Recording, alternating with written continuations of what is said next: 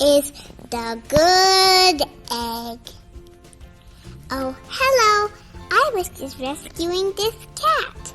You know why? Because I am a good egg. A very good egg. It's true. I do all kinds of good things like I'll carry your groceries. I'll water your plants. I'll change your tires. I'll paint your house. If you need any help whatsoever, I'm your egg. I've always been a good egg. It's been this way from the start, even in my earliest days. Back at the store, there were a dozen of us living together under one recycled roof. There was Meg and Peg and Greg and Clegg and Shell and Shelly and Sheldon and Shelby and Egbert and Frank and other Frank. Other 11 eggs weren't on their best behavior. They weren't exactly good. They ignored their bedtime. They ate sugary cereal. They threw tantrums. They cried for no reason. They broke their stuff on purpose. Meanwhile, I tried to take charge. I tried to fix their bad behavior. I tried to keep the place. I tried to keep the peace because I was a good egg. A very good egg. Nobody seemed to care though. Sigh. Every night I was exhausted. My head felt scrambled. Then one fateful morning, I noticed some cracks in my shell. They were everywhere. Kick me. Yikes! My doctor said it was from all the pressure I was putting on myself. The pressure I was making sure everybody was good as me. Yuck. I was cracking up. Literally. Something I had to change. I had enough. I told Meg, Peg, Greg, Clegg, and Shell, and Shelly, and Sheldon, and Shelby, and Egbert, and Frank, and the other Frank, that I was leaving. I can't be the only good egg in a bad carton, I said. Blah, blah, blah, they replied. I left that night. Wandered from town to town. The hours became days. The days became weeks. I lost track of time. I was alone. Out there on the road, under the stars, I really tried to focus on myself and what I needed. I took walks. I read books. I floated in the river. I wrote in my journal. I found simple moments to be quiet. I breathed in. I breathed out. I even started painting. For once, I found time for me. And guess what? Little by little, the cracks in my shell started to heal. My head no longer felt scrambled.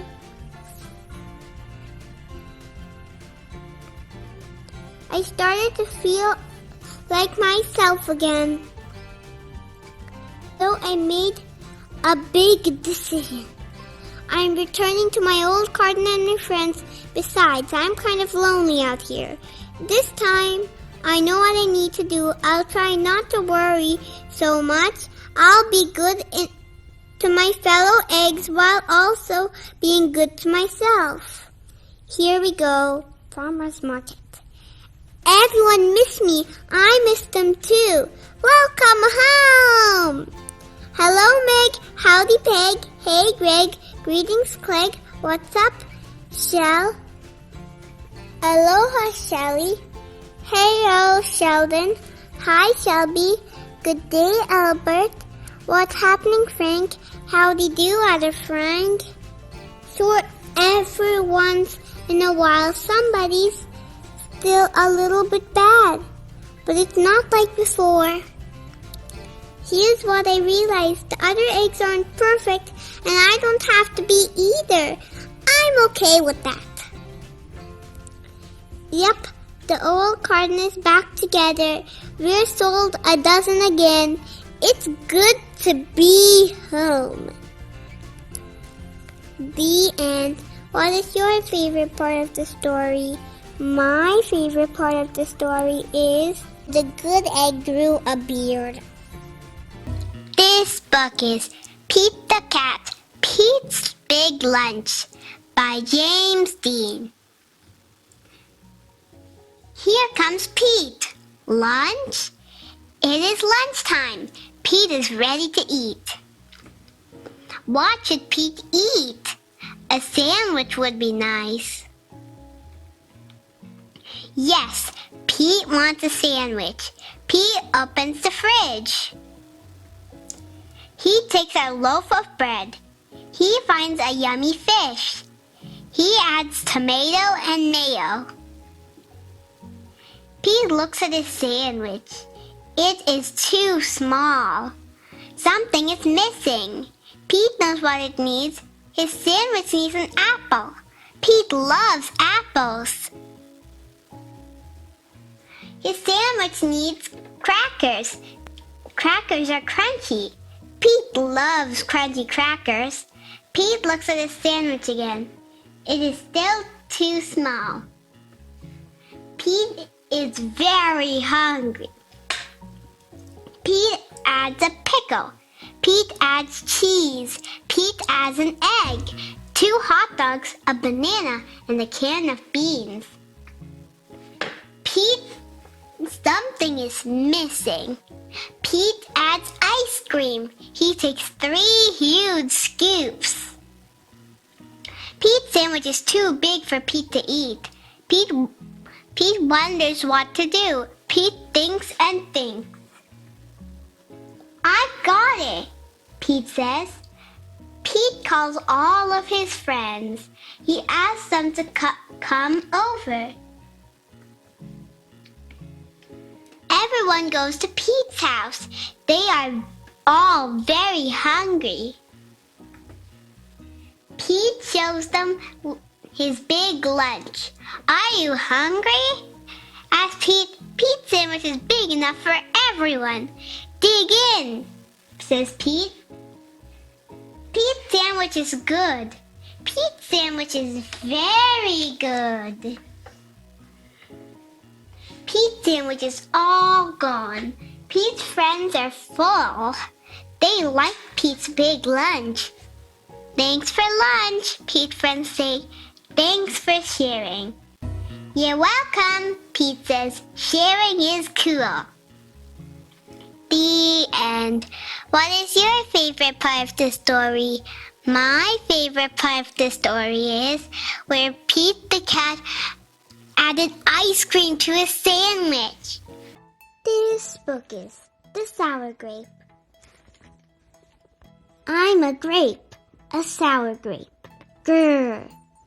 If somebody upsets me, I'll remember it. If somebody wrongs me, I won't forget it. If somebody insults me, I'll never ignore it. Nope. See that banana over there? That banana slipped and bumped into me, so I'm holding a grudge. See that orange? That orange didn't call me back for a week. Grudge. See that lime? That lime borrowed my scarf and never returned it. Grudge. I suppose I've got pretty thin skin for a grape. Nobody steps on this grape. Grrr. Granted, it wasn't always this way. I grew up in a close-knit bunch. There were about 3,000 of us in our little community. We were so sweet to each other. You look nice today. So do you. No, you do. We all lived on a vine. Sure, it was a bit claustrophobic, especially when we were trying to get ready in the morning. Are you done in there? Come on. But my family was ripe with humor, goodwill, and warmth. We did our best with what we had. Are you gonna finish that? My grandparents visited on the weekends. We'd stroll in the sun and they'd teach us what they knew. They said it takes a bunch to raise a seed. They said that good grapes roll their own way in life. They told us to be kind, forgiving, considerate, and grateful. Or grateful, my grandpa said with a wink. Above all, no matter what life throws at you, and there will be a lot, try to stay sweet, my grandma said. Indeed, we said in response. And for a while, I was the sweetest of the sweet. I said please, I said thank you. I brushed aside life's little annoyances. I knew how good I had it. Oops, haha, no problem at all. But then one day, something changed in me. It was my birthday. I had rigorously and vigorously planned a big party for weeks. I'd sent out invitations with the date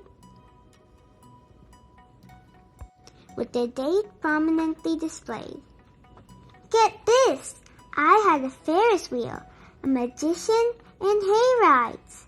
I had snacks upon snacks upon snacks. The highlight of the party, though, was a fireworks display, which would happen at sundown. I stood out front and waited for folks to arrive. I had a gigantic smile on my face. I waited. Everybody was a little late, it seemed. No big deal, no big whoop, so I waited. A tumbleweed rolled by. A coyote howled in the distance. The sun sank behind the hills. Sigh, and I waited. Nobody showed up, and I mean nobody. By the time the fireworks show started, with me as the sole spectator, I was scowling. I considered everybody I'd invited, and only one thought came to my mind.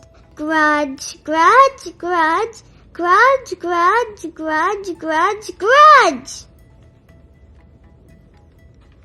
After that, my personality became something else entirely. I went from a sweet grape to a bitter grape to a snappy grape. Who moved my chair? Finally, I became a sour grape. Grrr. I started holding minor grudges that eventually became major grudges. Why don't you watch where you're going? I scowled so much that my face got all squishy. You know what? Don't even bother calling me back. I took my grumpiness out on others. Are you ever going to return my scarf? That's just how it's been, day after day, week after week, month after month, grudge after grudge. But something happened recently that changed my thinking. I was getting ready to meet up with my friend Lenny, the only fellow I know who's as sour as I am. Lenny and I usually go to the park, where we sit on a bench and rant about stuff. But just when I was heading out the door, I bumped my knee. Oof! After I bandaged myself up, I discovered I had a flat tire. Ugh! Then I missed the bus and the next bus was late. Wah! Finally, I got off on the wrong stop. Sheesh! By the time I arrived at the park, it was getting dark. Lenny was fuming and furious. with a frown and a furrowed forehead. His face looked all squishy. We agreed to meet at exactly 4 o'clock. You're 3 hours late. I tried to explain why I was so tardy, but Lenny wouldn't listen. He'd already made up his mind. He formed a huge grudge and he wouldn't budge. I couldn't believe it. How unfair, I thought. How ridiculous, I thought. How similar to the way I would react. Lenny was pretty worked up. He was pacing back and forth, emitting occasional grumbles. His tone was tart, so I gave him a little space. Besides, it was nice out. I noticed the sky changing colors, the melodic chirping of birds, the evening breeze, the buzz of the park's insects coming alive at night. Suddenly I felt grateful and peaceful and calm. Had I been missing all the simple beauty because I was too busy complaining? Meanwhile, old Lemmy stormed off muttering something about disrespect and lack of consideration. I'm pretty sure I heard him add a grr, too. I walked home. I pulled a dusty box out from under my bed. There were old family photos inside. Memories.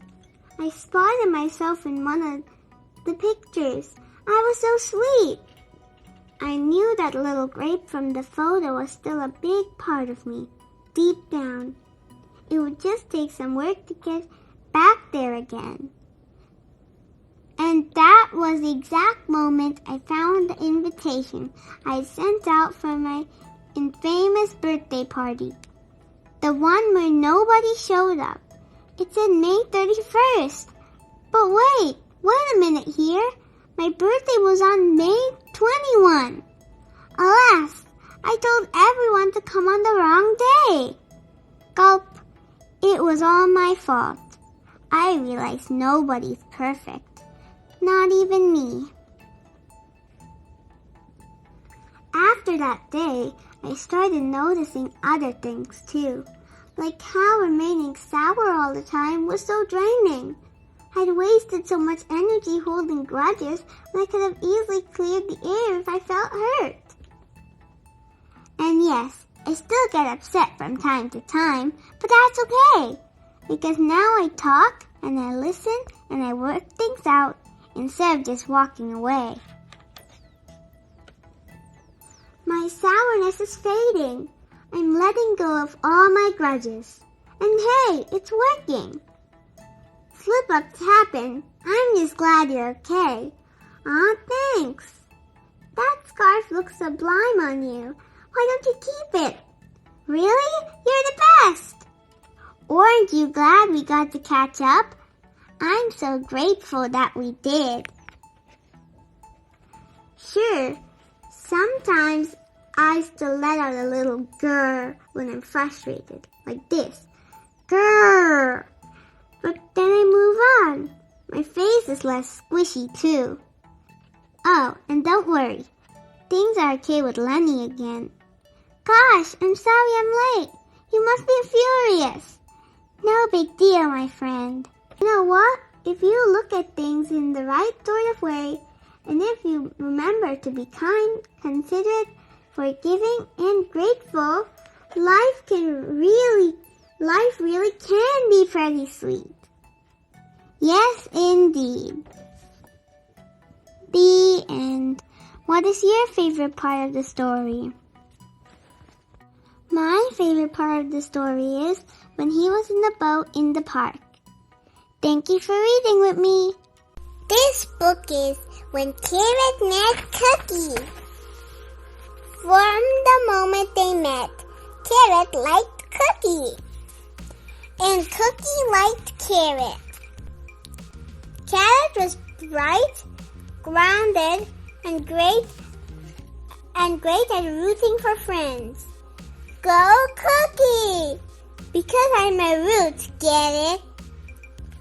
They get it, Carrot. Cookie was sweet, warm, and a cheerfully chipper. Whee! That's how Cookie rolls. Carrot taught Cookie how to dip. Hummus beard. Cookie taught Carrot how to dunk. They were the best of friends. Cookie had other friends like Cupcake and Lollipop. They were sweet most of the time. Is carrot even a vegetable? Right. Aren't vegetables supposed to be green? But when Cookie didn't speak up, Carrot wilted. So the next time Cookie was in the mood for a dunk, Carrot said, "I'll pass." Carrot had other friends too, like Cook and Zook. They were cool most of the time. Why does Cookie have those brown spots? No idea. I'm just glad I don't have any. But when Carrot didn't speak up, Cookie felt crummy. So the next time Carrot asked Cookie to go for a dip, Cookie said, "No thanks. Please do not pee in the pool." One day, Cookie's mom asked, "How's Carrot?"